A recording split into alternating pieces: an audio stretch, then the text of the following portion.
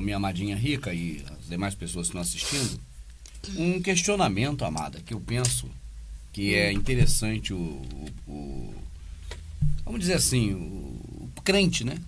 O fiel. Sim. Como é que chama? O membro. O membro. Obrigado, Maria. O membro, é isso que eu estava querendo falar. Um tipo de raciocínio que eu penso que o membro deveria fazer, amada, é o seguinte: olha, eu vou contratar uma empregada para cuidar da casa, né? Porque a esposa está um pouco adoentada, ela vai cuidar da casa e ela vai receber um salário por isso. É uma coisa. Sim. Mas eu vou dar dinheiro ao pastor. A pergunta é, amada, o que o pastor pode fazer efetivamente pela pessoa? N.A. tio. Não. N.A. tio, não. Não ia falar nada. Nada não, mas é tudo negativo, amada. Nada ou não, ele não vai fazer nada pela pessoa, amada. Nada para a pessoa que funcione. Imagina, amada, você pagar vamos dizer assim, você vai fazer o seguinte, olha, você está com dinheiro para pagar. Sim. Você vai trabalhar para dar 10% de um mês. Um mês. Você vai trabalhar para dar 10% do que você ganhou no mês para uma pessoa, para ela exercer uma função para você. Essa pessoa vai ficar aqui na varanda. Toda vez que você quiser ir lá, ela está lá. Ela vai te alegrar de alguma forma. Fazer um exercício, você bater palma, cantar. Entende? Fazer uma coisa qualquer e ganhar o salário por isso. Então, pelo menos, você pagou uma pessoa para fazer umas palhaçadas para você. Sim. E a pessoa recebeu e fez as palhaçadas. Mas quando você paga ao pastor para ele exercer para você uma função sacerdotal, né, de ser um cara que está lá no púlpito entre o Criador e você, a pergunta é, o que ele vai fazer por você? O que você vai usufruir disso? Verdade. De tirar do teu orçamento, do teu salário e pagar ele?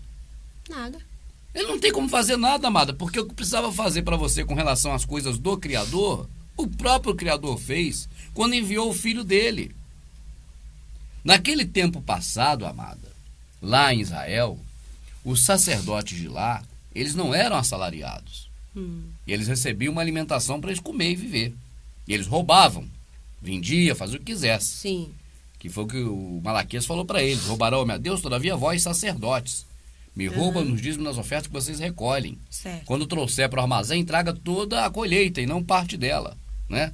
E aí eu vou despejar a janela do céu com água, chuva, para regar o campo, fazer a terra germinar e dar fruto, dar colheita, dar dízimo, Sim. né, para a população.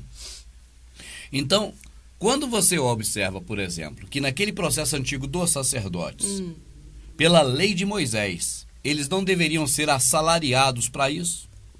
Uma vez houve um sacerdote assalariado, que não era sacerdote, se fez sacerdote. Um jovem que andava pelas terras, pela região montanhosa de Efraim. Ele foi acelerado por Milca. Entende? Certo. Então, ele foi um sacerdote, mas aquilo trouxe ruína para a casa do Milca, com a mãe dele, com a família toda. Então, quer dizer, não é uma coisa normal. A Escritura não mostra isso como algo normal que deve ser feito, assalariar um sacerdote. Sim. Entende? O que existia é que havia uma classe de sacerdotes levitas que recebiam comida para poder sobreviver. Sem comida ninguém sobrevive. É verdade. Agora, assalariar não tinha isso. E hoje, amada, que o Salvador veio e assumiu a posição de sacerdote perfeito, sumo sacerdote, porque é perfeito, que mais sobrou hoje para que um pastor faça pela pessoa? Entende o que eu digo? Entendi. Ele não tem mais o que fazer por nós. Agora, se você quer contratar um palhaço para ficar lá, irmã, vamos adorar em espírito. Irmã, hoje eu vou trazer uma mensagem. Irmã, hoje eu vou... Então a pessoa pode pagar esse palhaço para fazer umas palhaçadas. Sim. Fazer uma piada, fazer uma chacota, igual o Silas faz muita chacota com o povo ali. Sim. Né? Faz pegadinha. Então, se o cara quer assalariar alguém para isso, o dinheiro é de quem? É dele. Ele assalaria quem ele quiser. Certo. Mas é o que eu estou falando, se o protestante membro parar para fazer um raciocínio e ver as coisas do Criador verdadeiramente, ele vai pensar, para que eu estou pagando o pastor? Qual o serviço o pastor está desempenhando para mim? Se a graça é de graça, foi dada, é um favor imerecido. E a graça o que foi? Foi o Criador que nomeou pastor na terra? Não. Cada um que quiser ir ali no CNPJ ali do cartório vai lá e abre? Não. Não. Ele amou o mundo de tal maneira que ele enviou seu único Filho, para que todo aquele que nele crê não pereça, mas tenha a vida eterna. Mas espera aí, o pastor hoje nem fala em vida eterna. Não é normal mais falar. Só fala em melhor dessa terra e prosperidade. Então você vê que não é nada a ver com o Criador ou com o Salvador. Porque o plano da redenção do Criador foi perfeito. O que é perfeito não precisa mais conserto. Então, amada, o que aconteceu com esse moço que está aqui na imagem é que ele parou para ler a Escritura e viu isso. Ele disse, eu estou fazendo um trabalho inútil, porque não tem utilidade e ainda leva as pessoas para a perdição eterna. Porque além de não ter utilidade, né, tá negando o verdadeiro sumo sacerdote, né? E tá colocando dando essa glória, vamos dizer assim, que eu não vejo essa honra, essa glória. Essa glória para um homem como a gente. Um homem comum. Passivo de erros, que peca, que tem suas necessidades físicas, enfim. Não, mas eu vou mais longe, não é que erra, não é que tá errado. Porque ele se colocou no lugar do Criador. Então, o pastor não é esse ou aquele, é todos. Sim. Eles desempenham um papel que ali, de fato, as pessoas dizem que não, mas de fato, o que fazem é tê-lo como Salvador. Sim. Um homem entre o Criador e o Salvador. Um homem entre o Criador e o homem. Quer dizer, essa figura é do Salvador. Está escrito, porquanto só há um mediador entre o Criador e o homem. O Salvador? Homem. Já é homem porque não precisa de outro homem. É uma hora que a Escritura deixa claro. Salvador, homem. Ele é o homem entre o Criador e o homem. Então, qual o salário do Salvador? Quanto ele pediu para ser esse cara? Nada. Ele entregou-se a si mesmo. Ele não pediu, ele não cobrou para ele ser esse cara. Ele não saiu na terra angariando fundos. Vou me entregar por vocês no madeiro, viu? Me dá dinheiro aí que eu vou cobrar por isso. Não, minha amada. Ele não fez isso. Ele foi e entregou-se a si próprio de graça. E como o Criador faz algo pra gente de graça, entregando o próprio Filho, e agora manda pastores. Cobrar. Que é qualquer um de nós que vai ali no cartório e faz o CNPJ. Pra cobrar a gente, pra gente assalariar ele, pra ele fazer o que pra nós? É o que o Rivanildo percebeu. É verdade. O Rivanildo percebeu que ali ele ganhava dinheiro. Mas enquanto estava enganando, ele pensou, olha, até agora o Criador não está levando em conta. Mas agora que eu já sei, a consciência não me deixa mais continuar. E o Rivanildo, não é só ele, tem várias pessoas que eu conheço que deixaram a posição de pastor e virou um cara comum da sociedade, que prega para todo mundo, faz tudo.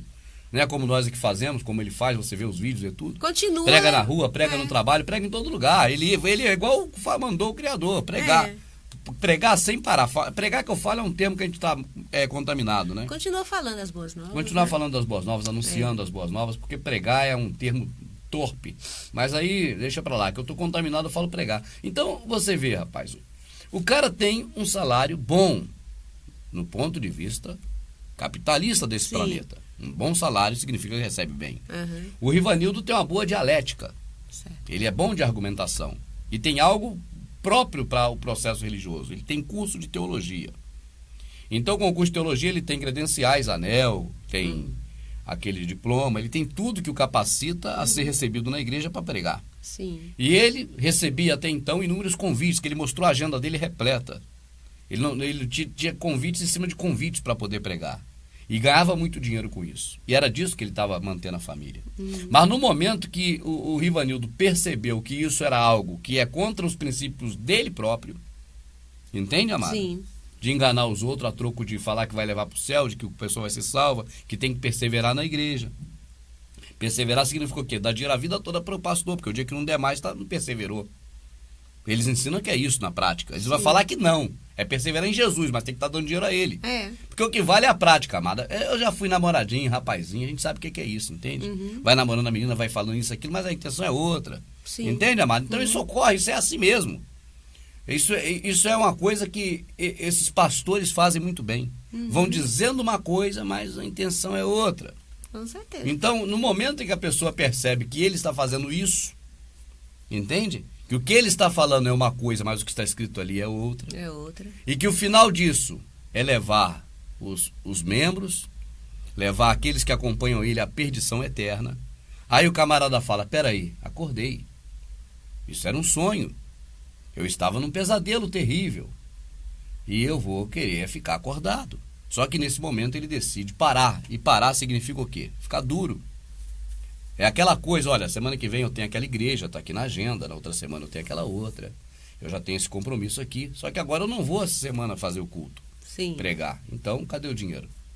Não vai vir dinheiro essa semana. É. Então, quer dizer, estagnar. E agora, o que eu vou fazer da minha vida? Aí eu tenho que arrumar um meio de sobrevivência. Aí eu pergunto a você, amado, o pai que tudo vê, aquele que tudo sabe, que é muito mais justo do que um pai terreno, olhando o filho dele lá de cima, o que ele vai gostar de ver, amada? Um filho que trabalha para sustentar aqueles que ele tem compromisso, vendendo um produto ou outro, ou aquele que engana os próprios irmãos para perdição eterna a troco de extorquir os caras? Qual que o filho se agrada e qual que ele desagrada? Primeiro, né? Se agrada do primeiro, se desagrada do segundo. Né? Porque se o primeiro está ali trabalhando, amado, está cumprindo uma ordem. Do suor do seu trabalho, viverás. Não é verdade, amado? Então, quer dizer, se a pessoa constituiu família responsável, tem outras pessoas que vão depender dele. Então, ele tem que fazer o quê? Trabalhar. Imagine, amado, eu colocar a cada 100 pessoas da minha igreja, 10 para trabalhar, para dar dinheiro para mim, para me sustentar minha família e sustentar meu luxo. É complicado. Será que o pai, que é pai de todos, é o Pai Nosso, por isso nós botamos aqui o Pão Nosso, né, de todos. Será que o Pai Nosso, que está lá na glória, né, carinhosamente, aliás, normalmente chamado de céu, será que o Pai Nosso que está lá, na sua glória, que tudo sabe, tudo vê, será que ele não olha cá para baixo e vê com bons olhos os que deixam, por amor dele, as coisas desse mundo? Com certeza. Qual é aquele que, tendo deixado pai, mãe, tudo que precisar por amor de mim, né, não terá no reino? Né? Aqui não vai ter nada, amado. Aqui é só prejuízo. Aqui eles falam de Jó que era justo, mas o membro não sabe que Jó nunca deu um dízimo. Né? Então pega um exemplo da velha aliança, do Jó que era justo, você é justo, você não tem que dar dízimo? Porque Jó era justo e não dava dízimo? Porque isso não existe. Mas eles não contam isso, nem abrem seu olho para isso, eles não dão vista cega, eles querem te pegar para te arrebentar.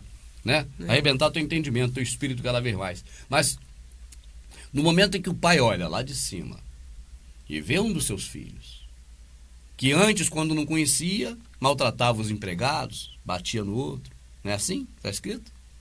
Mas agora maltratava espiritualmente, amada. Sim. Pior do que você bater na pessoa e arrancar um pedaço dela, o braço, uma perna, é você arrancar o espírito dela, que é o entendimento. Botar um espírito podre na pessoa, de um entendimento todo torto, todo perneta. Isso que é terrível. Né, amada? Isso é uma coisa mais nojenta do planeta. Então, quando o Pai eterno, que tudo vê, olha lá de cima e vê que seu filho parou porque entendeu que estava errado e agora está levando a sua vida dignamente, mesmo que com pouco, o Pai, eu duvido, meu amado, que ele vá se desagradar disso. Mas você, sendo pai, você gostaria de ver um filho seu trapaceando, enganando seu outro filho também, dando volta nele para tomar dinheiro? Você que é pai terreno não gostaria de ver um filho seu fazendo isso com o outro. Você sofreria muito de ver isso. Agora imagine se isso não fosse só uma causa de prejuízo para essa vida, mas para a vida eterna. O que você como pai faria? Como você se sentiria? Será que não é assim que se sente o Criador? De ver esses homens se autoassalariando com o dinheiro dos outros, que trabalham arduamente para ficar na mordomia, na boa vida, enquanto de cada 100 que estão ali na igreja, 10 estão trabalhando para ele vai pegar o salário equivalente a 10 daqueles. E os salários não são iguais, uns ganham mais, outros menos. Mas ele vai levar 10% de todos eles. É muito, muito, muito dinheiro. E é muito rentoso, porque é um comércio da palavra, não é de produto. No próximo bloco, no próximo módulo, no próximo vídeo, nós vamos ver então o Rivanildo, o que ele vai dizer ali da sua barraca de cachorro quente. Valeu, estamos juntos aí, vamos seguir.